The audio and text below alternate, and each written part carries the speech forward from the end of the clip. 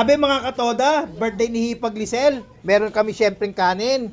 Okay, ito ay almusal namin kanina. Meron kami ritong kalderetang baboy. Hindi na nakapaglumpia ang Shanghai si Utol. Meron kami ritong pansit na luto ni Mami. Mami Rexel.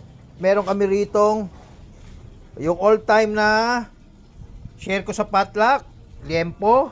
Siguro mahigit sa. Tapos meron kami suka. At meron kaming table. Masaya na kami dito mga katoda. Grabe. Kahit maliit, sama-sama, genuine ng saya. Dito kami at meron kami swimming pool. Genuine ng saya. At ito po ang paligid ni Hipag. Sabit lang po kami rito.